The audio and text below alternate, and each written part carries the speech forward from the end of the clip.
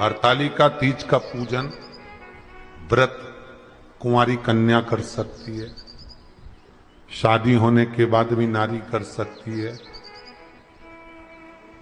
अंतिम अवस्था तक प्राण छूटे तब तक हरतालिका तीज का व्रत नहीं छोड़ना चाहिए।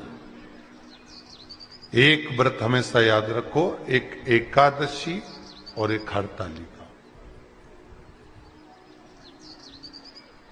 हाँ, इतना जरूर है, ज्यादा शरीर बेकार हो गया, बुढ़ापा आ गया, शरीर नहीं साथ दे रहा, तो कुछ फल खा लो, कुछ चाय दूध जूस आप लेकर कर लो।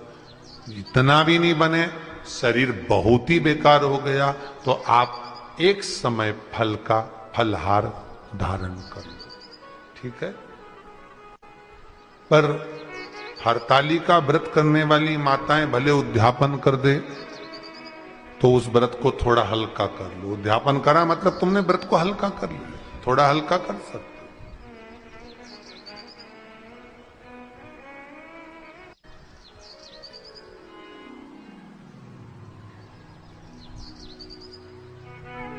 हरतालिका तीज का जो व्रत का उद्यापन करते हैं उसमें 5 चीज रखते हैं ना, 5 कपड़े स्त्री के, 5 कपड़े पुरुष के, 5 तरह का अनाज, 5 तरह का फलहार, 5 तरह का फल। तो 5 तरह का जो फल रखाता है हरतालिका तीज के उद्यापन में, दुनिया के लोग उस 5 तरह के फल को केला गिन ले, पपीता गिन ले, मौसम्बी गिन ले, और अनार गिन ले, संतरा गिन ले, सब कुछ गिन लेते हैं, पर उस 5 तरह के फल में धतूरे को नहीं गिनते। पर शिव कथा में वर्णन आता है, हरतालिका तीज के उद्यापन में लिखा हुआ है, सबसे पहले 5 फल अगर गिनना है तो उसमें पहले धतूरे को गिनो, क्योंकि शंकर को वो प्रिय होता है, शंकर उसको स्वीकार कर लेता है। और धतूरा शंकर भगवान को क्यों चढ़ाया जाता है उसका प्रसंग आपको पहले भी कहा, आज फिर कहते हैं। धतूरा जब हम भगवान शंकर को समर्पित करते हैं तो हमारा कोई कार्य अटक रहा होता है, जिस कार्य को बार बार एग्जाम में बैठ रहे हो, बार बार परेशान हो रहा है, बार बार इंटरव्यू देने जा रहे हो, नहीं हो रहा, एक बार धतूरे को हृदय से, भगवान को प्रेम से, करुणा सागर मेरे शंकर को दिल से एक बार वो धतूरा भगवान से विनती कर कर उसको चढ़ाओ तो शरीर, भगवान तुम्हारा कार्य सफल कर देगा। पर दिल से चढ़ाना, हृदय। हरतालिका तीज की पूजन करने वाले को चाहिए कि बालू का, मिट्टी का शिवलिंग बनाना चाहिए। फुलेरा जो बनाया गया है ऊपर शंकर जी के ऊपर लटकाने के लिए, टांगने के लिए, उसके नीचे शिव, पार्वती, गणेश जी की सुंदर बालू की मूर्ति बना लेना चाहिए, पार्थिव लिंग का निर्माण कर लेना चाहिए।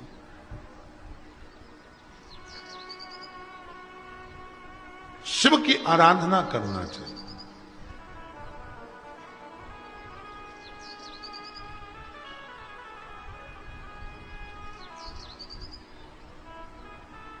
जो फल आपके पास में हो शंकर को समर्पित करना चाहिए, पूजन करना चाहिए।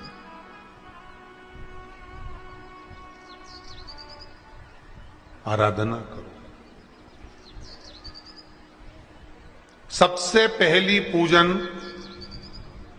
हरतालिका तीज की प्रदोष काल के अंतर्गत हो जाना चाहिए, शाम के समय पर। प्रयास करो प्रदोष काल के समय पर पहली पूजन हो जाए तो ज्यादा अच्छा। पर लोगों की आदत रहती है कि 8 बजे तक, 8:30 बजे तक, 9 बजे तक पहली पूजन करें, फिर दूसरी आराम से, फिर तीसरी, फिर आराम से, फिर चौथी।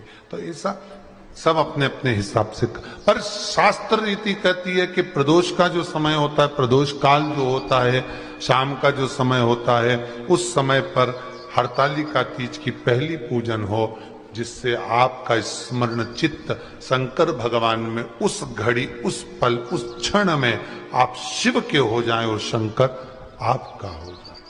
हाँ, अगर किसी के आने में देरी हो,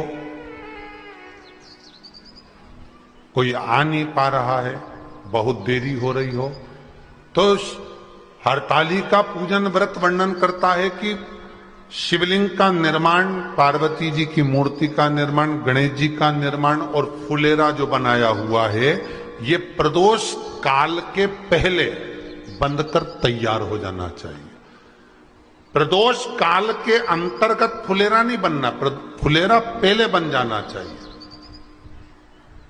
और बहुत विशेष बात ध्यान रखिए हरतालिका तीज की, कि शंकर जी का जो अपने स्वरूप बनाया है, पाटे में, थाली में, चौकी पर, चौरंग पर जो स्वरूप बनाया है, वो पहले नहीं रखना है। पहले क्या बांधना है? फुलेरा। पहले फुलेरा बांधिए, उसके बाद उसके नीचे शंकर जी को रखिए। कई अब जो हरतालिका तीज का पूजन करते हैं तो उनके लिए हो गया, अब दूसरे के लिए भी सुन ले। जो नारी हरतालिका तीज का पूजन नहीं करती, व्रत नहीं करती, साधना नहीं करती, उसके लिए भी कहा गया कि आप अगर ये व्रत नहीं करते हो तो एक कार्य जरूर करना, कहीं पर फुलेरा बंधा हो, हरतालिका की पूजन हो रही हो, 5 मिनट 10 मिनट निकालकर अपने आसपास के किसी पौधे में से पत्तियां लेकर या पुष्प लेकर, 5 वृक्ष की पत्ती या 5 वृक्ष के पुष्प लेकर शंकर भगवान को जब पूजन हो रही हो, 5 मिनट माताएं जब पूजन कर रही हों, तब आप भी उस पुष्प को, उस पत्तियों को शंकर को समर्पित कर सकते हो। ये नहीं चढ़ा सकते तो 5 फल नहीं चढ़ा सकते तो 5 कुछ भी पुष्प आदि का आप शिव को समर्पित करो। और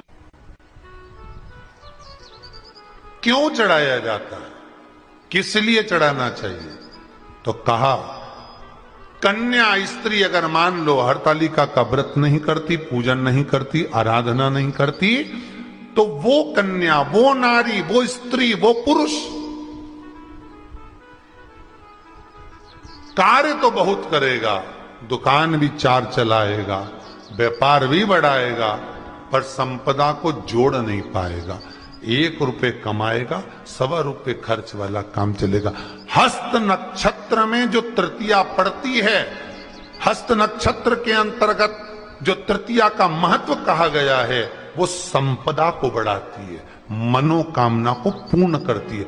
इस नक्षत्र के अंतर्गत जो तृतीया आती है, वो मनोकामना को पूर्ण कर कर चली जाती है। इसलिए शिव की आराधना के लिए प्रथम माने।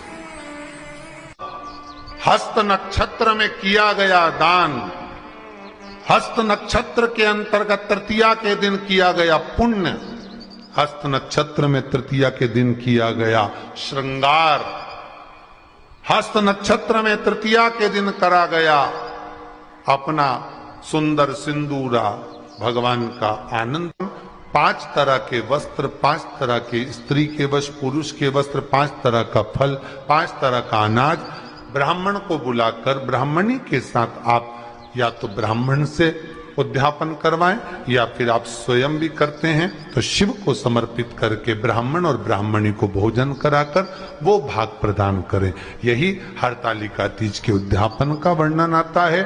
सुंदर भाव से हरतालिका माता आप सभी की मनोकामना पूर्ण करे।